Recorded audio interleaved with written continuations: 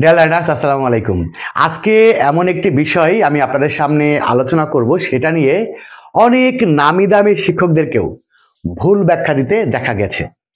সেটা হচ্ছে have to, has to এবং will have to, am to, is to, are to, was to, were to এবং had to এর সঠিক ব্যবহার। এই বিষয়টা নিয়ে অনেক নামি দামি শিক্ষকদেরকেও দেখা যায় ভুল ব্যাখ্যা দিতে। তা আজকে আমি আপনাদেরকে দেখাচ্ছি যে এর সঠিক নিয়মটা কি, এগুলোর সঠিক ব্যবহার কি। তো প্রথমত আসুন আমরা শিখে নিই হ্যাভ টু এবং হ্যাজ টু এর ব্যবহার। সেটা হচ্ছে কর্তাকে মানে সাবজেক্টকে বাধ্য হয়ে কোনো কাজ করতে হবে। মনে রাখবেন, বাধ্য হয়ে কোনো কাজ করতে হবে, এই ক্ষেত্রে আমরা ব্যবহার করি হচ্ছে হ্যাভ টু অথবা হ্যাজ টু।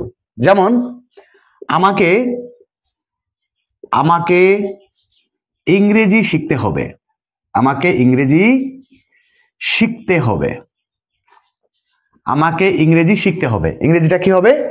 ইংরেজিটা হবে হচ্ছে I have to learn English. আমাকে ইংরেজি শিখতে হবে, I have to learn English. তোমাকে ইংরেজি শিখতে হবে, you have to learn English. তাকে ইংরেজি শিখতে হবে, he has to learn English. আমাদেরকে ইংরেজি শিখতে হবে, we have to learn English. অর্থাৎ কাউকে কোনো কিছু বাধ্য হয়ে করতে হবে, এরকম যদি বোঝাই সেক্ষেত্রে আমরা কি ব্যবহার করব? হ্যাভ টু এবং হ্যাজ টু। এবং যদি এই ক্ষেত্রে ভবিষ্যৎ সময়ের উল্লেখ থাকে, মনে রাখবেন, যদি এই ক্ষেত্রে ভবিষ্যৎ সময়ের উল্লেখ থাকে তাহলে সেক্ষেত্রে উইল হ্যাভ টু ব্যবহার হবে। যেমন আমাকে আমাকে আগামীকাল আমাকে আগামীকাল ঢাকায় যেতে হবে, ঢাকায় যেতে হবে। আমাকে আগামীকাল ঢাকায় যেতে হবে, তাহলে ইংরেজিটা কি হবে? I will have two. কি হবে? I will have to go to Dhaka, I will have to go to Dhaka tomorrow. এই এখন প্রশ্ন হতে পারে যে এখানেও ভবিষ্যৎ মানে আমাকে ইংরেজি শিখতে হবে, এটা তো ভবিষ্যৎকে বোঝাচ্ছে। তাকে ইংরেজি শিখতে হবে, এটাও তো ভবিষ্যৎ সময়কে বোঝাচ্ছে। যদি বলি আমাকে ঢাকায় যেতে হবে, এটাও তো ভবিষ্যৎ সময়কে বোঝাচ্ছে। তাহলে এই ভবিষ্যৎ সময় যদি উল্লেখ থাকে সেক্ষেত্রেই কেন উইল হ্যাভ টু ব্যবহার হবে? এর একটা কারণ আছে। এর কারণটা হচ্ছে যদি কোনো সেন্টেন্সে অতীত সময়ের উল্লেখ থাকে তাহলে সেটা আপনার দেখতে বর্তমানের মতো হলেও আপনাকে ইংরেজিটা পাস্টেই করতে হবে। যেমন আমি একটা উদাহরণ আপনাদেরকে দিতে পারি, যেমন সে গতকাল এখানে এসেছে। দেখেন, সে গতকাল এখানে এসেছে। এই যে এসেছে, কর্তা কোনো কাজ করেছে, এরকম বোঝালে প্রেজেন্ট পারফেক্ট টেন্স হয়। যেমন আমি তাকে দেখেছি, সে আমাকে ডেকেছে, তারা আমাকে বিষয়টি জানিয়েছে, এরকম যদি বোঝাই তাহলে সেটা কি হয়? প্রেজেন্ট পারফেক্ট টেন্স হয়। কিন্তু এই জায়গাতে অতীত সময়ের উল্লেখ থাকার কারণে দেখতে প্রেজেন্টের মতো হলেও এটাকে কিন্তু পাস্ট টেন্সে ইংরেজি করতে হবে। অর্থাৎ আপনাকে বলতে হবে he came here yesterday, he came here yesterday. সে গতকাল এখানে এসেছে। তাহলে বিষয়টা বোঝা গেল যে অতীত সময়ের উল্লেখ থাকলে আপনি বাংলাতে যাই বলেন ইংরেজিটা কিন্তু পাস্ট টেন্সে করতে হবে। ঠিক একই রকম ভাবে যদি কখনো ভবিষ্যৎ সময়ের উল্লেখ থাকে তাহলে সেটাকে অবশ্যই ভবিষ্যৎ মানে ফিউচার টেন্সে ইংরেজি করতে হবে। এই ক্ষেত্রে যখন ভবিষ্যৎ সময়ের উল্লেখ থাকে সেই ক্ষেত্রে আপনাকে অবশ্যই উইল হ্যাভ টু ব্যবহার করতে হবে। আর যদি ভবিষ্যৎ সময়ের উল্লেখ না থাকে সেক্ষেত্রে হ্যাভ টু হ্যাজ টু ব্যবহার করতে হবে। আশা করছি এই পর্যন্ত ক্লিয়ার। তাহলে বর্তমানে কর্তাকে বাধ্য হয়ে কোনো কাজ করতে হবে এরকম বোঝালে হ্যাভ টু অথবা হ্যাজ টু ব্যবহার হবে, এবং সেই ক্ষেত্রে যদি ভবিষ্যৎ সময়ের উল্লেখ থাকে তাহলে সেক্ষেত্রে কি করতে হবে? উইল হ্যাভ টু ব্যবহার করতে হবে। এবার আসেন am to, is to, are to কোথায় ব্যবহার হয়? Am to, is to, are to হচ্ছে যে কাজটা আপনাকে প্রতিনিয়ত করতে হয়।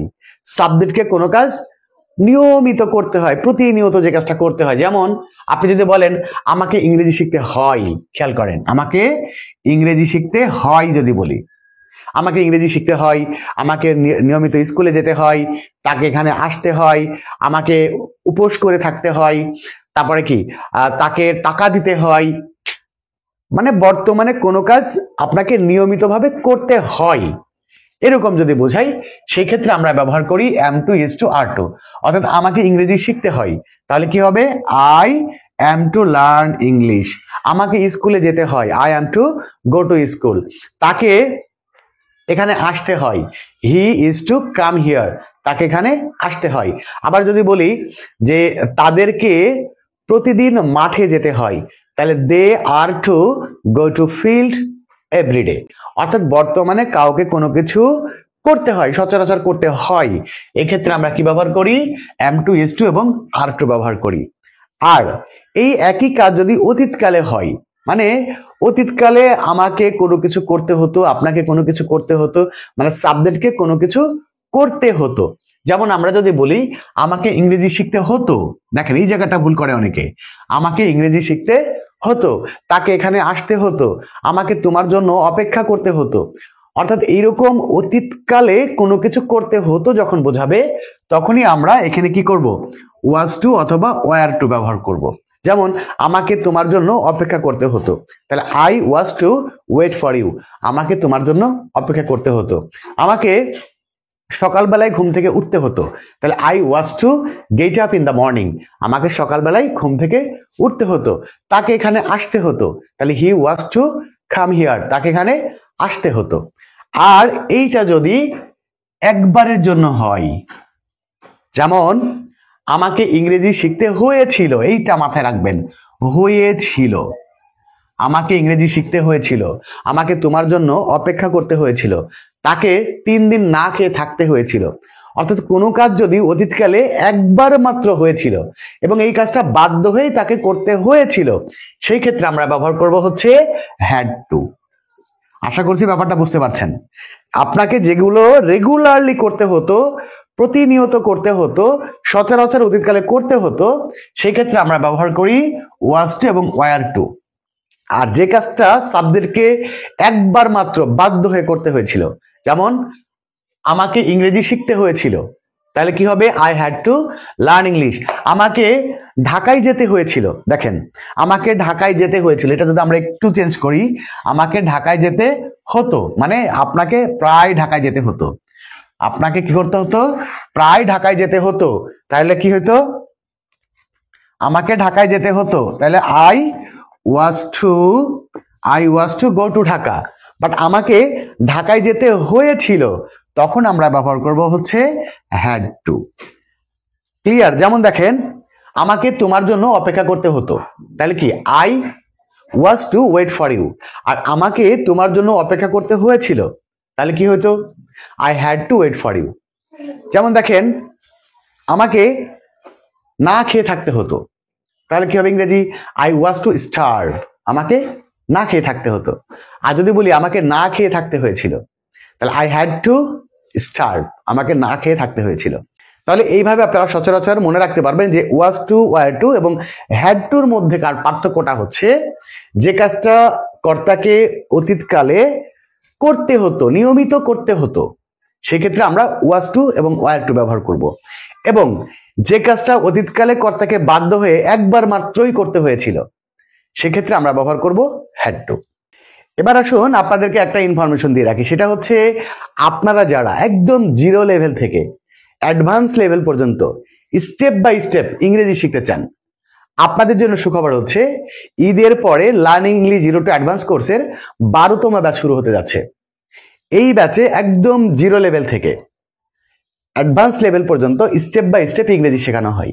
আপনাদেরকে একটা ব্যাপার ক্লিয়ার করি, সেটা হচ্ছে ইংলিশ গ্রামার শেখা ছাড়া ইংরেজি শেখা যায় না, আবার ইংলিশ গ্রামার শিখেও ইংরেজি শেখা যায় না। এই ব্যাপারটার মধ্যে পার্থক্যটা হচ্ছে আপনি সংজ্ঞাভিত্তিক যদি গ্রামার শেখেন, কোন গ্রামার কাকে বলে, কত প্রকার কি কি, তাহলে আপনি সমস্ত গ্রামার মুখস্থ করেও ইংরেজি শিখতে পারবেন না। আপনাকে প্রত্যেকটা গ্রামার শিখতে হবে হচ্ছে প্রায়োগিকভাবে। আপনি যদি প্রায়োগিকভাবে ইংরেজি গ্রামার শেখেন, তবেই কেবল আপনি ইংরেজি শিখতে পারবেন। তো learning English zero to advance কোর্সে একদম প্রায়োগিকভাবে ইংরেজি শেখানো হয়।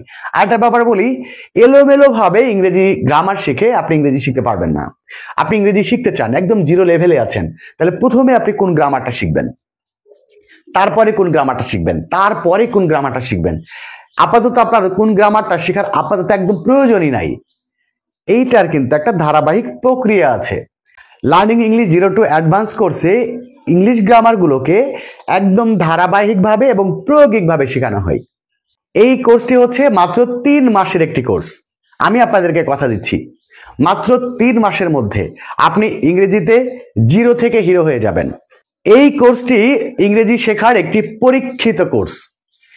একে একে শুরু করে এই ব্যাচের 11তম ব্যাচ প্রায় শেষের পথে, এবং এই ব্যাচে যারা ভর্তি হয়েছিল তারা প্রত্যেকেই ইংরেজিতে দক্ষ হয়ে গেছে এবং ইংরেজির ভয় সারা জীবনের জন্য চলে গেছে। এই কোর্সের মাধ্যমে আপনি একই সাথে ইংরেজিতে কথা বলা শিখবেন, ইংরেজিতে ফ্রি হ্যান্ড রাইটিং শিখবেন। এক কথায় ইংরেজির ভয় আপনি সারা জীবনের জন্য দূর করতে পারবেন।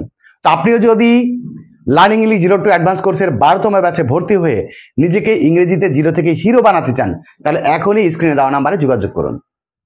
এবং মনে রাখবেন, আসন সংখ্যা 30টি। এই ব্যাচে সারা বাংলাদেশ থেকে শুধুমাত্র 30 জন শিক্ষার্থী ভর্তি হতে পারবে।